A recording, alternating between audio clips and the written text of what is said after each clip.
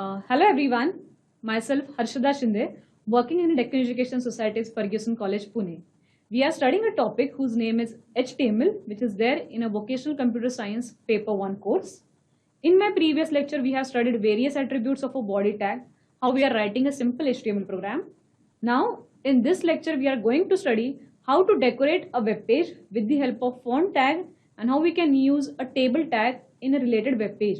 So let's study it with the help of PPTs. Font tag. Font tag is used to format the size, typeface and color of an enclosed text. The font tag is used with three different attributes. First, size.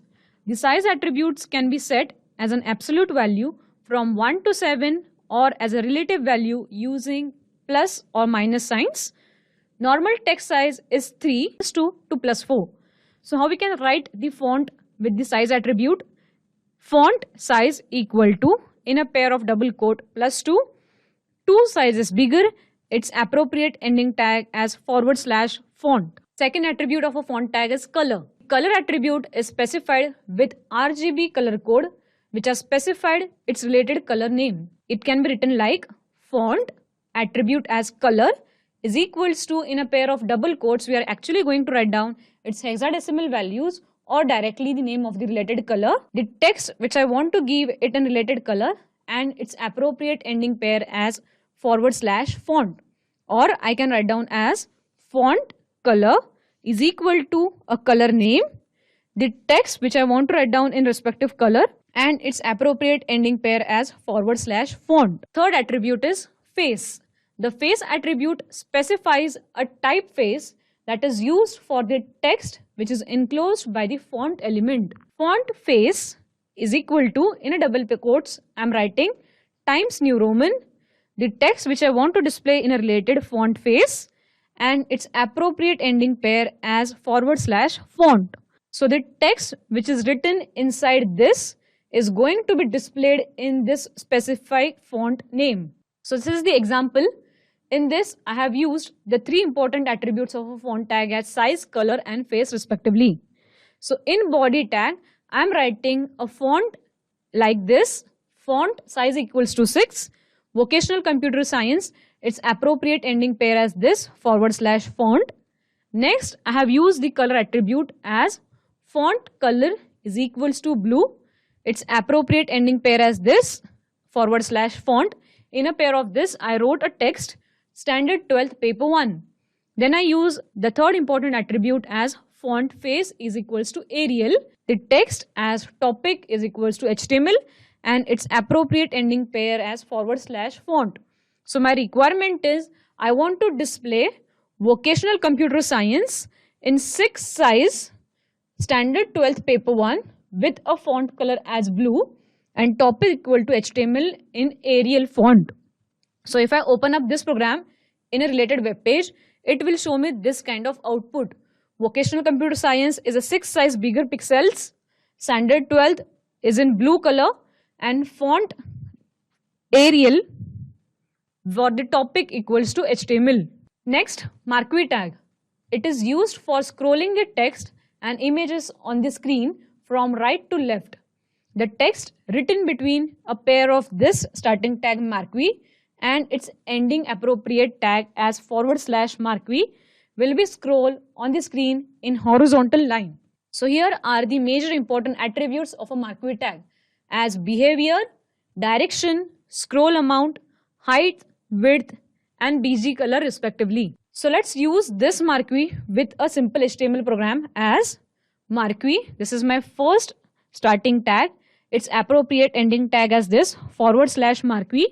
Then in a pair of this tag, I wrote a text which I want to scroll down onto my web page as sale fat 50% discount.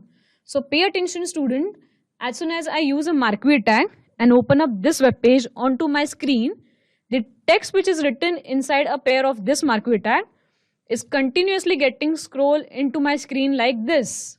Why it is so? Because the name marquee will tell the content of the marquee tag will be getting scrolled horizontally into my related web page.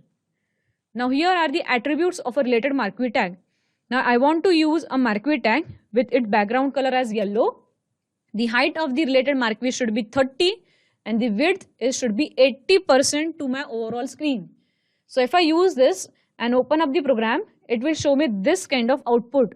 Here my background of a related marquee is in yellow.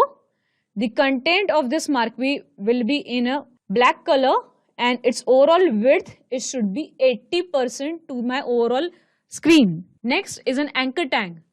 Anchor tag is used to create links or hyperlinks. Links points to the different files on the web pages. The text or images enclosed between starting tag A and its appropriate ending tag like this /A is a link. The link is clickable in a graphical browser. With most of the browsers, the text within these tags is displayed in a different colors and underlined. So what are the attributes of this anchor tag? The first important attribute of an anchor tag is href, which is standing for hyperlink reference. This gives the location to which the hyperlink points, which is the URL, that is Uniform Resource Locator of the page which is to be displayed. The example is first, linking document in the same folder like this. A with the attribute as href is equals to the document name as index.html. The text should be call college site, its appropriate ending pair as /A. So this is the text which is to be displayed, and on clicking of this text, I am redirecting to index.html file. Next, linking document to the different folders. So if my content is not present in a related same folder, I need to browse through the second folder. I'll give a link like this, href, give the document name from its root, that is D, C, E, or where is your file situated, give its path from its root, then it's the related text, appropriate ending tag as /A. So onto my web page, I'm going to display this text, and on clicking of this text, I'm going to redirect to faculty.html web page, which is situated in different folder. Third one, linking document on the web page. That means if I want to open a web page in my related HTML page, I can give it like this, directly the name of my related web page starting with HTTP, then my appropriate ending pair of anchor tag as this. On clicking of this text, my browser will directly open up the specified web page with the href attribute. Next attribute of anchor tag is title. The value of this attribute is displayed as a tooltip or at the bottom of the browser window if the user points to the anchor with some mouse but doesn't click on it. The example is ahref, the site as google.com, and the title for this is in a pair of double quote I give here as a Google web page. Click here, this is the text which is going to be displayed onto my web page. So if I open up this program onto my web page like this, it will display me this kind of content. So here this is the text, click here to open, and whenever I come here with my mouse, it will display this tooltip which is called as a title with a name as Google web page. So this point you need to pay attention. Next is an image tag. An image tag is used to place image on a web page. The starting tag is this img and its appropriate ending tag is this /img. For displaying images on the web page, we need to give its entire URL in image tag. So here are the important attributes of an image tag. First is src, next is height, next is width, then border, align, h space and v space respectively. So with the help of this attribute, I wrote one program in a pair of image tag like this img and its appropriate ending tag /img. I have used here 5 major attributes. The first attribute I have used here is align. I want to place an image as center align. The source of the image or the image name should be given like this src. In a pair of double quotes, give its entire URL of a related image. Then the width of the image is 300 pixels, height is 200 pixels, and the border of a related image should be 2 pixels. And if I open up this program into my related web browser, it will show me this image with 300 pixels height, 200 pixels width with border as 2 and align as centered. Next is use of h space and v space attribute of an image tag. So in a pair of image tag, I used a next attribute as h space is equals to 300 and v space is equals to 200 respectively. So if I open up this image with this specification, it will show me this kind of output. My image is placed on a web page with h space left between two sides of its right and left as 300 pixels left and v space as 300 pixels left from its up and bottom side. So now let's study the three important types of list. First one is unordered list, UL. Second one is ordered list, OL. And third one is defined list, DL. Unordered list. Items in this list start with a list mark such as bullet, and we are going to write down the tag of unordered list like this. Unordered list, UL. Its appropriate ending tag as this /UL. The content I want to add in this list should be always start with a tag as LI. Its appropriate ending tag as /LI. The text which I want to add in this list item is written like this: list item pen. If I want to add the next item, I'll write down again LI. Its next item as list item pencil. Appropriate ending tag as LI. Then next is a paired ending tag of UL as this. The output of this above program is this: list item pen and list item pencil with a bullet as circle, which is a filled circle. Now if I want to change a type of a bullet, I can change it with an attribute as type. There are three important bullets reserved for unordered list. First one is disc, second one is circle, and third one is square respectively. So if I want to give a different bullet, I can give it with an attribute as UL type is equals to square. So it will change my default bullet, which is a disc, and place a square bullet for the following list items. So if you look here for the output, I get the output with a square type of bullet. Next one is the ordered list. Items in this list are numbered automatically by the browser. The content in ordered list is written like this: order list OL, its appropriate ending tag as /OL. In a pair of this, I'm going to write down three list items as list item screen, list item keyboard, and list item mouse respectively in a pair of LI tag. Now if I open up in a browser, it will show me an output like this: 1. List item screen, 2.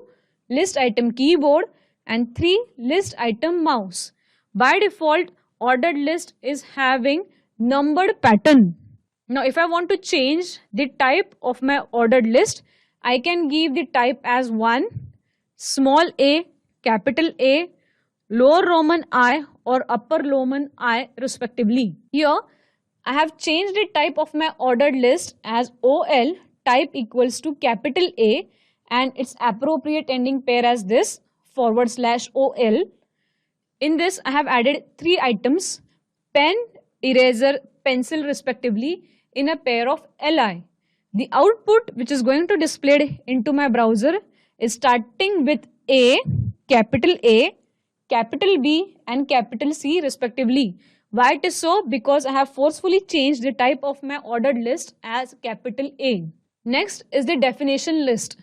This kind of list is different from the others. Each item in a definition list consists of one or more definition terms, DT, followed by one or more definition description, DD. So here is an example of a definition list. In a pair of starting tag DL and its appropriate ending tag as /DL, I wrote a definition term with its appropriate ending tag as /DT, the content as HTML. Now for this content, I want to give the explanation. For that, I have used a next tag as definition description, its appropriate ending tag as /DD. Here I wrote the explanation for a related term. Next, I have again used a second DT, its appropriate ending tag, then second DD with an appropriate ending tag. So if you look here for this output, this HTML is my definition term Then in new line, one tab space left, automatically it will display my description for the related term. By default, the content of the next will be displayed on new line with one tab space left for DT and DD respectively. The major important tag of your HTML is a table tag. The table tag is used for inserting tables on web pages. The table can be created with expected rows and columns in a pair of table starting tag and its appropriate ending tag as /table. The table tag elements having 4 sub-elements. First one is table row, second one is table header, third one is table data, and fourth one is caption. The first table row element usually contained table header elements or the table data elements. So here is the sample for your table. For the first header, I told you we are using a table header tag. So here in a pair of this opening and closing, we are about to write down the header for a related table. Then for a table rows, we are using table row tag. This is this TR. To insert a data in a related cells of a table, we are using TD. And to give a proper caption for a related table, we are using a caption tag with its appropriate ending tag as caption. So let's study the various attributes of a table tag. The first attribute is width. You can specify the table width as an absolute number of a pixels or a percentage of a document width. You can set the width for a table cells as well. Example, table width equals to 50 or table width equal to 80%. Next attribute is border. We can draw an outline border to a related table with the help of integer value of this attribute. The third attribute is cell spacing. Cell spacing represents the space between cells and is specified in pixels. Fourth one is cell padding. Cell padding is the space between the cell border and the cell content and is specified in pixels. Fifth one is the alignment. We can place the table left, right or center aligned.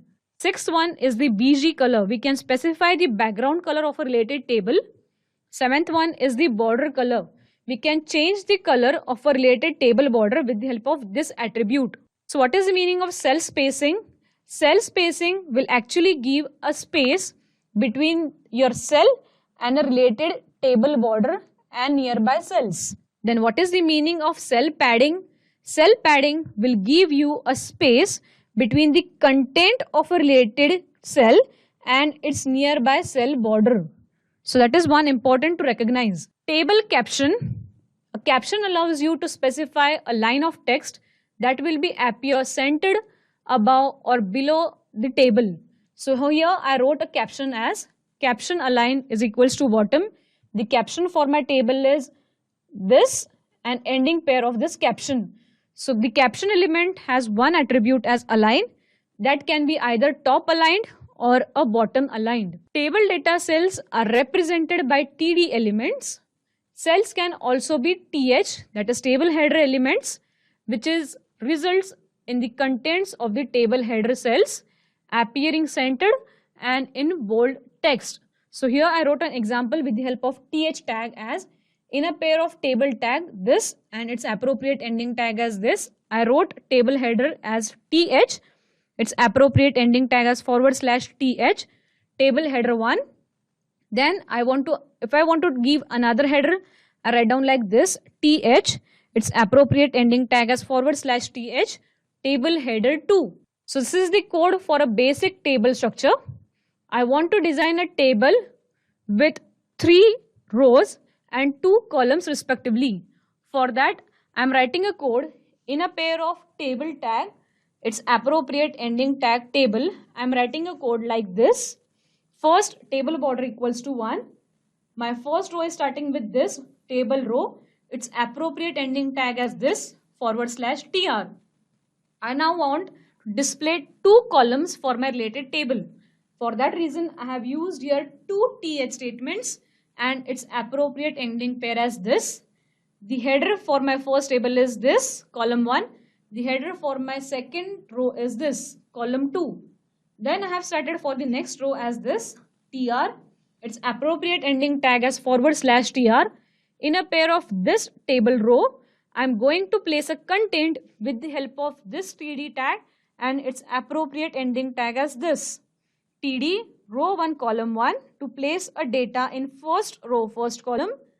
td row 1 column 2 to place a data in first row second column. End of my first row.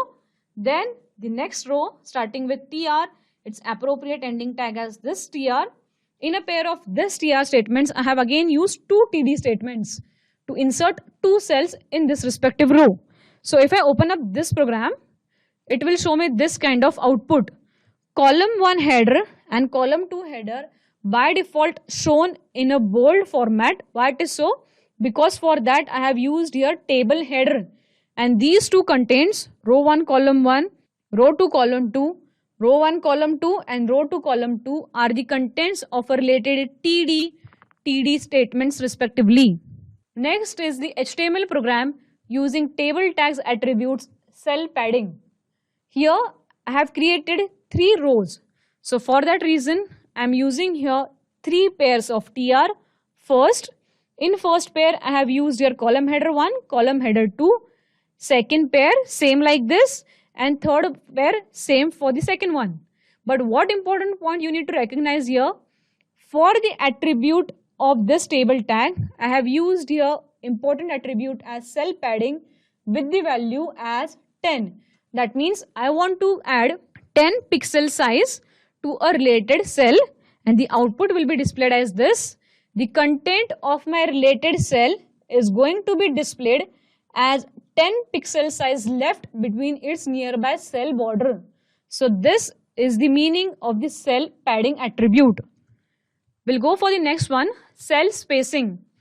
Based on the same program, I wrote here 3 different rows, first row, second row and third row with 2 cells each in each row. For that reason, I have used here tables cell spacing attribute with the value as 10. Cell spacing will give a space between individual cells. So if I open up this program onto a related browser, it will show me this kind of output. There are 6 cells in my program and all 6 cells are having 10 pixel size left between each of them and its nearby table border. In this program, I have used column span and row span attribute of a related table. So here, in a pair of table tag, I used border equals to 1, cell padding equals to 2, alignment is center. For my first row, I am creating here 2 headers, first and second respectively. For the second row, I am starting with this tr, its appropriate ending tag as this /tr. In this pair, I am writing here td call span equals to 2, the content as row 1 column 1, its appropriate ending tag as /td. What is the meaning of this is, I want to display a cell with this text and who is spanning 2 columns. Why it is so? Because I have forcefully specified the spanning number of columns here. In next row, I have started with this tr, its appropriate ending tag as this tr. Here I am writing td row span equals to 2, the content as row 2 column 1, its appropriate ending tag as this /te. Then next cell is this td row 2 column 2 with /td. So in this row I have created here 2 cells respectively, but out of this 2 cells, my first cells is occupying 2 rows content for this. Why it is so? Because I have forcefully mentioned row span equals to 2. That means 2 rows should be merged and this content should be placed, and here 2 columns should be merged and this content should be placed. Next, my fourth row should be starting with this. In a pair of this, I have just used a single cell with the content as row 3 column 2 respectively. So if I open up this program in my browser, it will show me this kind of call span and row span attribute. Here for the first row I have used 2 td cells, which is table header. It is shown as this only. For my second row I have used call span attribute for the td, The value which I given here is 2. That means 2 columns should be merged and is displayed like this contained. For my third row, I have used row span attribute with the content as 2. That means merge these two rows and place the content like this. Then my third row and fourth row respectively will be displayed as it is. Character formatting tags. There are 5 important character formatting tags. First one is big tag. The text which is enclosed in a pair of big tag is going to be displayed in a larger font, which is having a font size +1. Small tag. The text which is enclosed in a pair of this small tag is usually displayed one size lesser font in your related browser. Strike tag. The text enclosed within strike and its appropriate ending pair as strike or S tag is going to be displayed a line through in the middle of the text. Fourth one is the superscript tag or SUP. The text enclosed within SUP and its appropriate ending tag as SUP is displayed in a superscript form. The example of this is 2, SUP2, its appropriate ending tag as /SUP is equals to 4. It will display the output as 2 raised to 2 is equals to 4. That means if I want to use some mathematical calculations, I can use this superscript tag. Fifth one is the subscript tag. The text enclosed within this SUB and appropriate ending tag SUB will be displayed in a subscript form. The example is H SUB 2. This is the value which I want to display in a subscript. Ending pair O. So the content of this will be displayed as H with the base as 2O. So this will be used in a chemical equations for displaying the base values. So this is the example. In this I have used all the character formatting tag as big, small, strike, superscript and subscript respectively with its appropriate ending pair. And if I open up this program into my related browser, it will show me this kind of output. My normal text is small. Big will replace the text one small is greater. Small will display the text one size smaller. Strike will display the text strike to the middle. Subscript was used to display a text with the subscript position. And superscript is used to display a text in its superscript styles position.